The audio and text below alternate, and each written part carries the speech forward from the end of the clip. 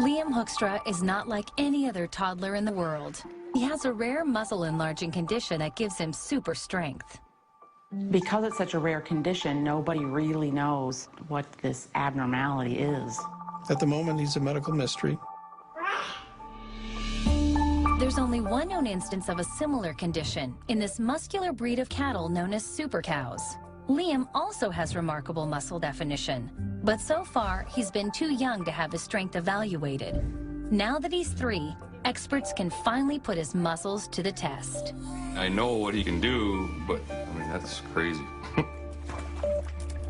In an amazing twist, Liam's unique body could also hold the key to curing lethal muscle wasting diseases. It'd be awesome if they could learn from him.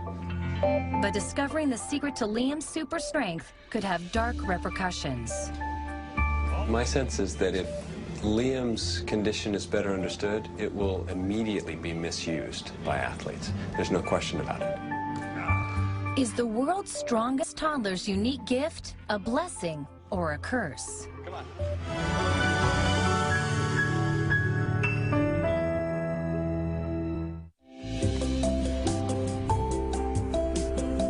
On the shores of Lake Michigan in the Midwestern city of Muskegon is a quiet suburban neighborhood.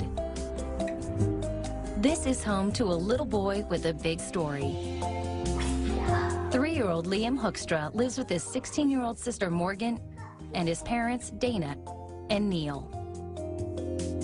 We're blessed. I mean, to have 2 great kids. I jokingly look at my wife and say, I have one that has, you know, awesome brains, and now I have one that has awesome brawn. Liam has virtually no body fat and larger than normal, well-defined muscles. There you go, and you can see all the muscles in his back when he pulls up. You know, he doesn't look all that much different. He does have well-defined muscles, but they're not huge. He's not, doesn't look like some bodybuilder. Whereas most kids can barely hang, he will hang and pull himself up. He does everything but just a little bit more than, you know, the average 3- or 4-year-old. Good? Today we have a treat now. Yes, you may have a treat now. Amazes us all the time we come here, or there's always something different that he'll do it just because, you know, he can do it. Doctors believe Liam has a rare condition that causes his muscles to grow much larger than normal. Like a bodybuilder, the trapezius muscles on his back are clearly defined. That's unheard of in a toddler. He also doesn't have the protruding abdomen common in children his age. Instead, his abs look like a bodybuilder's 6-pack. Liam's biceps and triceps bulge, yet his muscle definition is totally natural. Of course, he's never done any weight training. Who wouldn't want to have no body fat and, you know, larger than normal muscles and a high metabolism? So he can eat and eat and eat and, you know, doesn't gain any weight. But doctors have yet to find out whether Liam's big muscles have also given him super strength. Just because you have big muscles doesn't mean you're particularly strong. And likewise, you can have very strong people that don't necessarily have very large muscles. I would like to see Liam's strength tested. I would like to see him compared to like another 3-year-old so that we could see the difference in strength. In a week, that will happen when Liam takes a series of strength tests along with another toddler. While the family waits for answers, they have to live with a very special but very active little boy. I can see you. I can see. He's got the energy of 10 children. He's running around. He's either on or off, but I've never seen him off. Liam's daily routine begins at 7 a.m. He's like a lot of kids. He's very hyper, he's active, but his muscles, his body, he's constantly go, go, go, go. The 3-year-old's parents fill his day with physically demanding activities. It's a desperate attempt to burn off some of his excess energy. The tickle monster is coming in. It's gonna make me old in a hurry. Today, even before nursery school, Liam is off to gymnastics class. Good boy. Feet together and stand up. Since Liam's first lesson, Coach Phil knew he was different from the other 3-year-olds in his class. Hold yourself. Come on. The one thing that I've noticed with Liam is that he's proportionate. Most kids that are his age may have an upper body strength, but they're weak in other areas. All right, climb, dude. Climb up there, muscle man. He is able to muscle himself up much quicker than others because he has the strength, whereas a lot of the other kids don't, because of the fact that that's the way most kids are born. Come on, you're almost up there. Go, Spider-Man. Go. I mean, Liam can climb the rope and ring the bell, whereas the other kids, you know, need Coach Phil to help them all the way up the rope. These kids, you're going to see me have to walk them up, because they're not strong enough to hold themselves yet. Whereas Liam has to use his lower body to compensate because he's not using my hands. All right. He's very unique. I mean, speaking as a gymnastics coach, I would love to have a whole bunch of little Liams in my class because they would be very easy to get into that Olympic level. All right, Liam, I want you to show me hot dog all by yourself. Bring your feet up.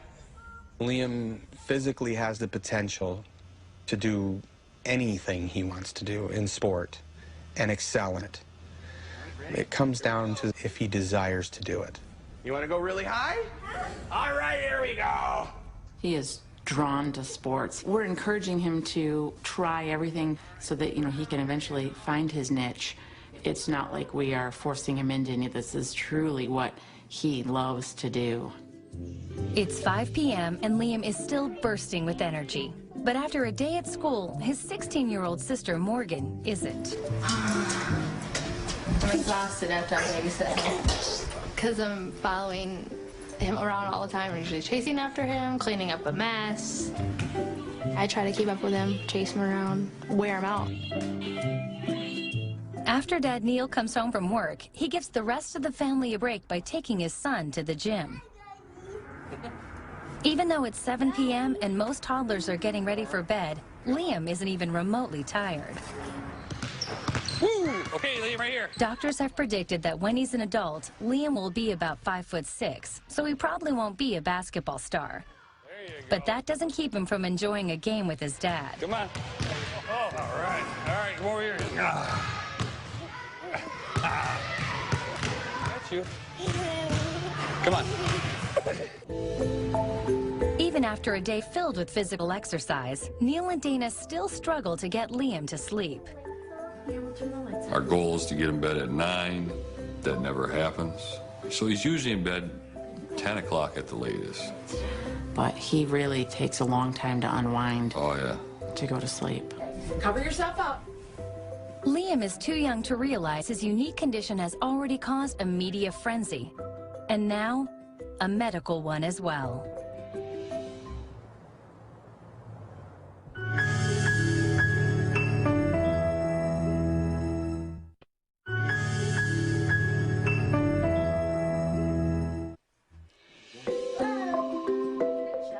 Liam Hoekstra was born with a rare condition that's allowed his muscle mass to grow much larger than average. But that's not the only thing that makes him special to his parents. After years of trying to conceive a second child, they adopted Liam. And we're blessed to have 2 great kids, one biological and one not biological. I mean, it's amazing. I mean, I don't even... Once in a while, somebody will say, well, your son's adopted, isn't he? And believe it or not, sometimes I have to sit there and think, you know, because, I mean, we've had him basically since day one. On September 1st, 2005, Liam was born almost 5 weeks early. Oh, who is that? Who is that? Liam, baby. You as Liam, a baby. But despite being premature, baby Liam quickly revealed his remarkable strength. Look at that, no body fat, huh? Wow. When he was a day old, I did notice that, you know, he already put his feet down and were like bearing quite a bit of weight on his legs. Certainly he had no balance and, you know, not coordinated at all, but I still thought it's somewhat unusual that he could, you know, bear his own weight. He'd always lift his head up. Yeah, had great, you know, head strength and neck strength. Look at you here. You were standing up all by yourself. Wow. He was very easily standing just as someone held his hands because he didn't have any balance, but he could easily, you know, stand and take some steps even just by holding his hands. You're kind of special, Liam, because you know why? Most kids that age aren't standing like that. No.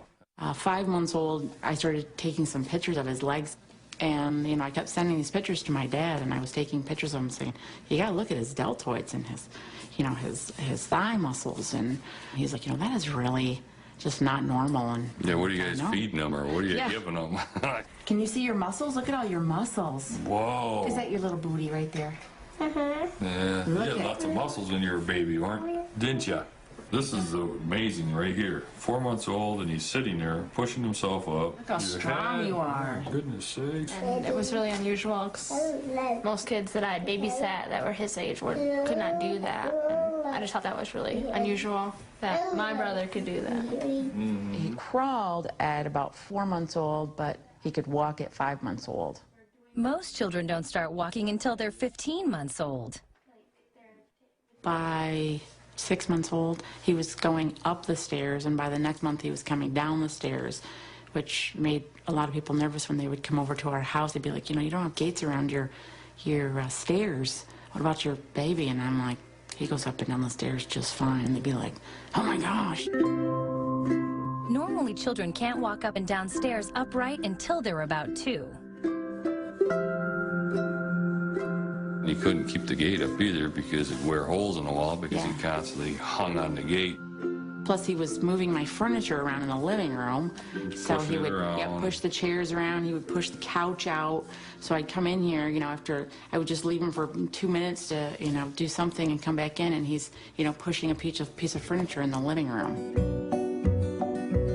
He would climb up on our countertops just by putting his hand up, and he would pull himself up. He could climb the refrigerator. He'd just kind of shimmy up it. I didn't know that there was any kind of condition that this could be, so we had an active, yeah, we just figured, okay, we had a strong kid. Liam's mother, Dana, is a physician's assistant. Thanks to her medical training, she understood the basics of Liam's advanced development.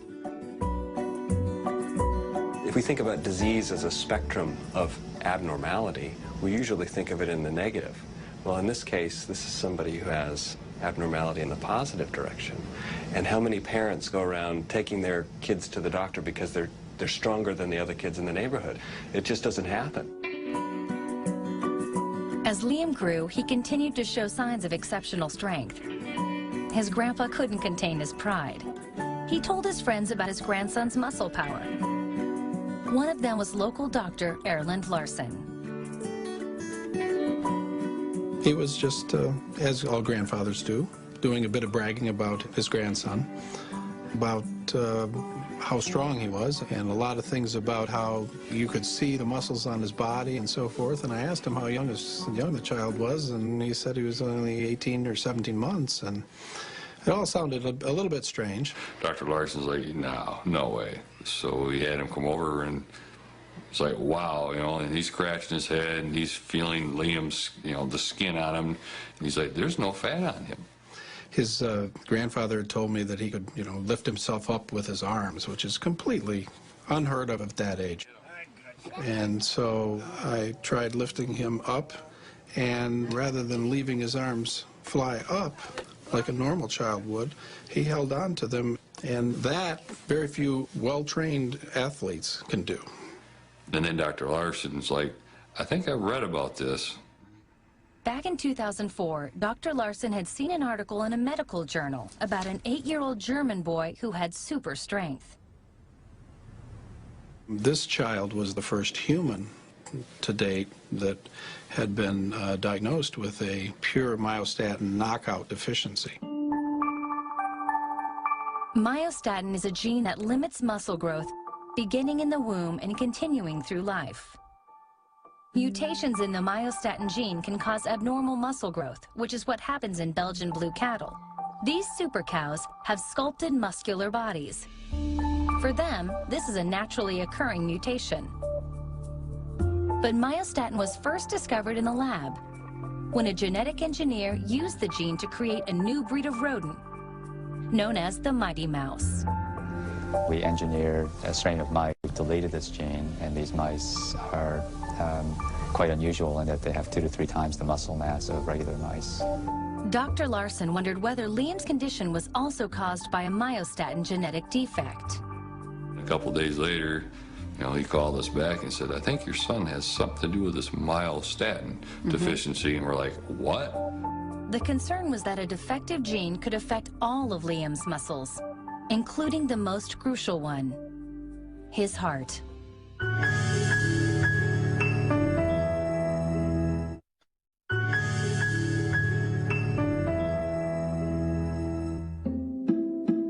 Three-year-old Liam Hoekstra's unique muscle-enlarging disease has his parents worried. It could be caused by a genetic defect, and it might affect his heart muscle. My first thoughts were, now what? Is he going to have a short life? Do we have to worry about parts of him growing faster than other parts, or too much muscle here, not enough, what does the future hold? It was much to my relief that it doesn't affect smooth muscle and it doesn't affect cardiac muscle. Myostatin only affects skeletal muscle. Nature the waffle. Okay, it's right there when you're ready. At first glance, it seemed Liam's condition was similar to that of the German child, but a closer look revealed differences. The German boy's body didn't create myostatin. Liam produces normal levels, but for some reason, it doesn't restrict his muscle growth. So doctors did some tests, like measuring Liam's leg muscles. They did the ultrasound of his thighs, and I was told that it was about 40% more than the average one-year-old at the time. Since Liam's condition was so rare, it caught local journalist Jeff Alexander's attention. He wanted to let the people of Muskegon know there was an extraordinary child living in their community. When I first met Liam, he was 18 months old. And 18-month-old children you expect to be sort of wobbling around on their feet, and Liam was sprinting around the room. And then he grabbed the coffee table and was moving the coffee table. And it was just astonishing how strong and agile this kid was. And our photographer had the same reaction. And we just sort of looked at each other like, holy cow, this kid is really an amazing specimen. I can help you. You ready for go to school today? Okay. Ooh, it's sunny out here, huh? Liam's story was front-page news, and suddenly everyone knew about the toddler's super strength. But while some admired his muscle power, others feared it, like the parents at a local nursery school. Now, Liam attends the school 5 days a week, but when he first enrolled, it caused quite a stir. Obviously, all the parents in the program have seen this article that's been published throughout our community, and they are going to have some concerns with their children being in this program, and is there going to be physical harm to the other children in the program? Some of the parents had expressed concern that he was going to be a brute and aggressive, and that he might, torment the other children. So, we had to kind of reassure the daycare and those parents that that's not him. Yes, he is stronger, but he's not particularly aggressive. And we've never really had to say, Liam, you need to be gentle. Liam, you need to settle down, or remember that you're stronger and you may hurt someone. We've not had to do that. Yeah, I think so. He's just the sweetest, most loving little boy that is not aggressive in any form. He's the same to us as any other child, and he comes here, he has friends, he's wonderfully adapted to our environment, and so for us it seems quite typical, quite normal. He's just Liam. Hi, girls. All right, here we go. Okay, you a big boy today? Okay, here you go. Kiss. Bye. Bye. Love you. Bye. Bye. He's a very loving child who is very conscientious of the other children around him. He's a caregiver. He typically takes care of the younger kids. He makes sure that their needs are met. If there's a new child that comes into the program, he befriends them immediately and shows them the ropes. I could see this look of emergency in his face and terror. We weren't quite sure exactly what was happening. She went from a healthy little girl to a girl with one arm. I didn't even want to go out just because I don't want people to stare at me. I had no idea what this pain was. I was just petrified. It was very frightening to see him that way. This kid who's never been sick all of a sudden was on death's doorstep. Next, two medical mysteries that defy the experts.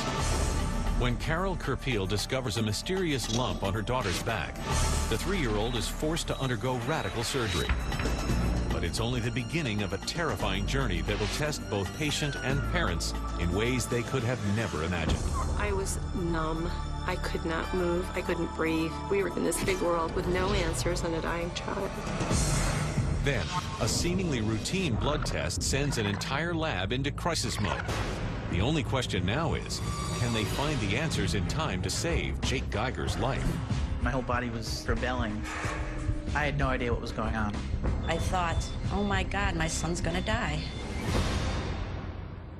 When illness strikes, we look to doctors to give us answers. But what if they can't? For these unlucky patients, diagnosis is a mystery.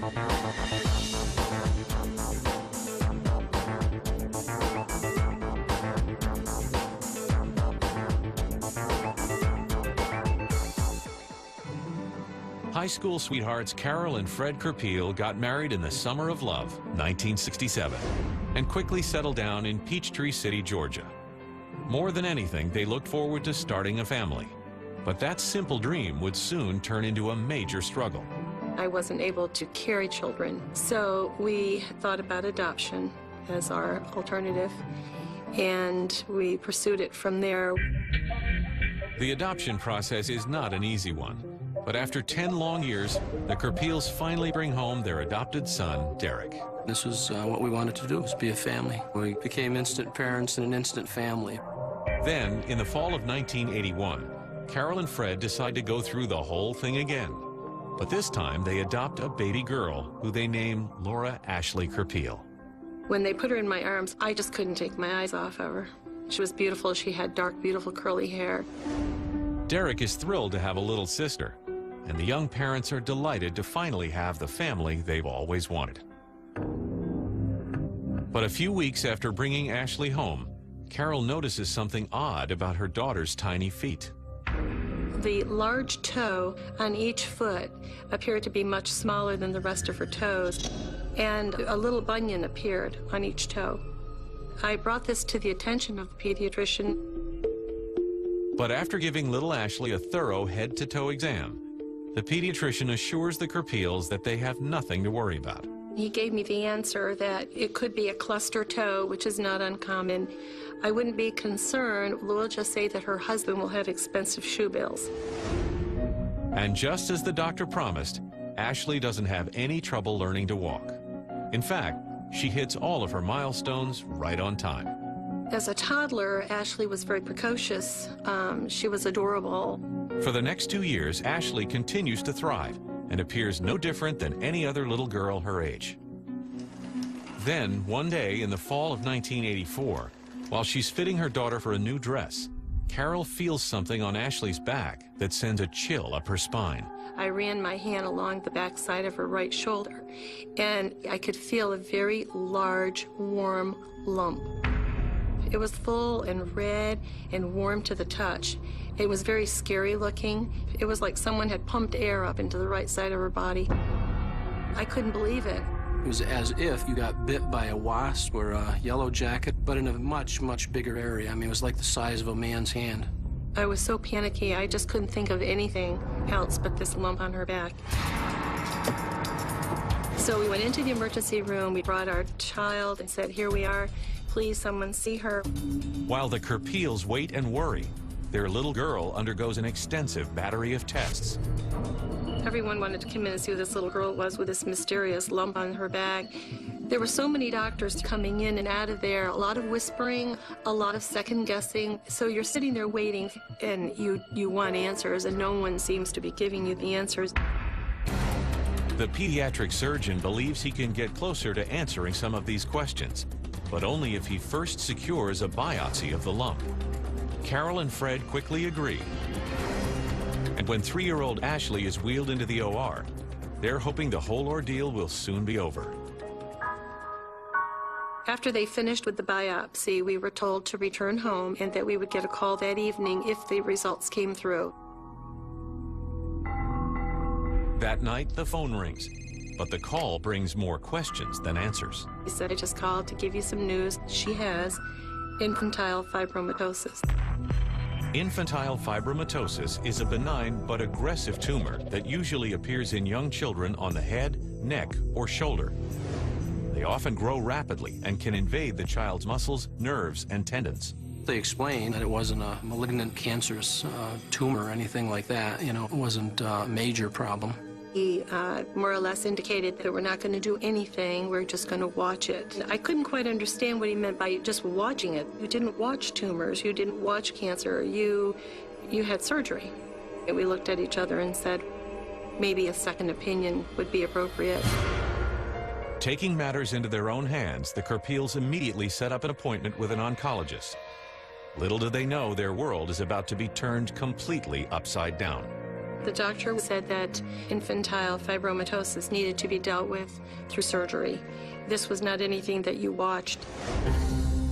The oncologist orders a CAT scan. And when the findings come in, alarm bells go off. It appears as though the growth has already spread into Ashley's right arm. And if he doesn't surgically remove the tumor immediately, it will continue to grow. Suddenly faced with this drastically different opinion, Carol and Fred aren't sure what to do. He kept saying, you don't know until you get in what you're going to find. I can tell you that we'll probably just need to remove that muscle. We thought about it and agreed to bring Ashley in and to do this. That was the family decision. The next day, Carol and Fred are a bundle of nerves as they count down the hours to the surgery. But they do their best to keep it together for the sake of their little girl. There was a song that she used to sing so well, You Are My Sunshine, and she was singing that before they came to take her away. We got her to sing because she was a little curious as to what was going on. We told her someone was going to have to take her. She got a little bit terrified. The person that came in was in their surgical outfit, and I picked her up, and I was the last person that actually handed her over. She was crying. She didn't want us to give her away, she kept saying. Well, she's got to do it. She's got to go. And that was the last we saw of her.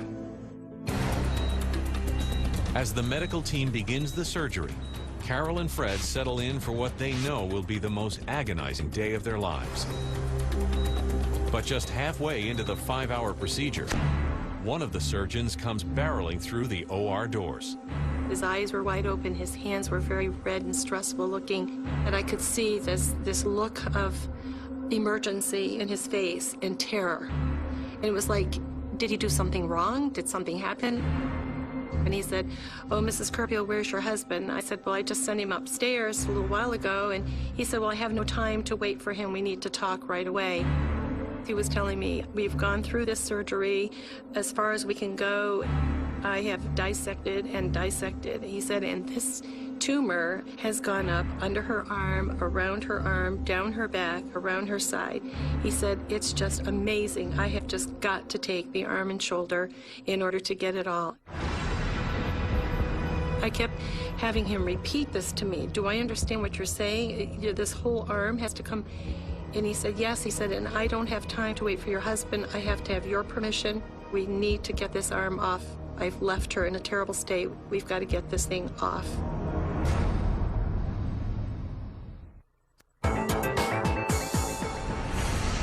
A team of doctors has just discovered that a growth called fibromatosis has invaded a huge section of 3-year-old Ashley Kerpeel's right side.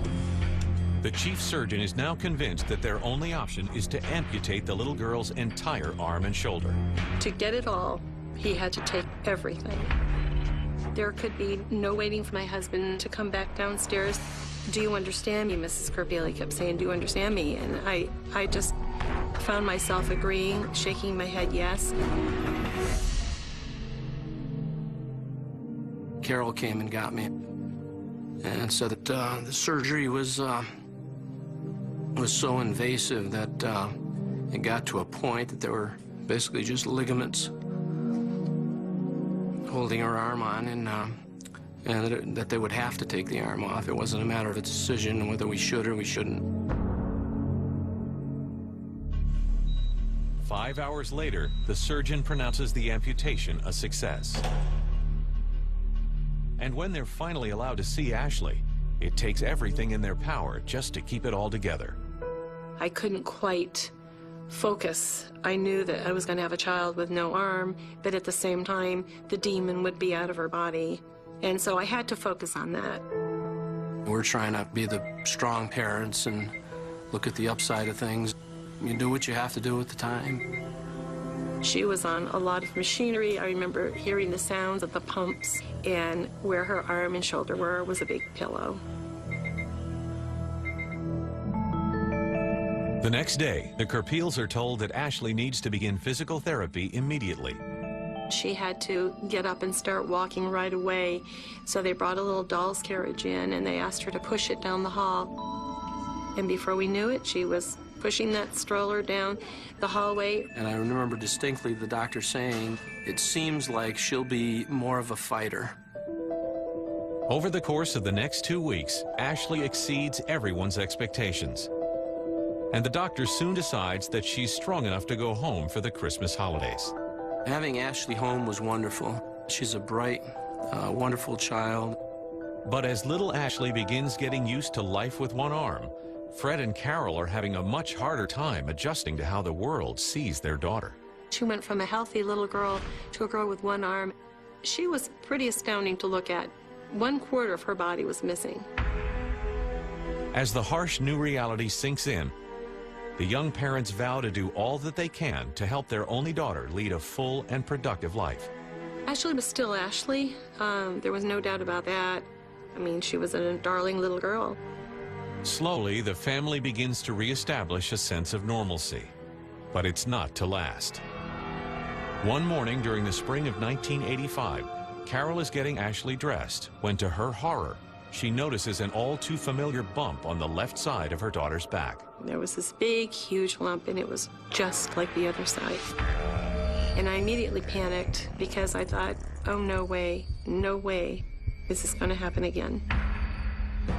In a state of panic, Carol rushes Ashley to the closest emergency room. But after performing a thorough exam, the on-call doctor assures the anxious mother that there's nothing to worry about. He kept saying, there's nothing on that side. That swelling is probably due to the fact that she's overusing her left arm. When he said it was overuse, I totally believed him, and I think it's because I wanted to believe him. Carol breathes a huge sigh of relief and takes her daughter home.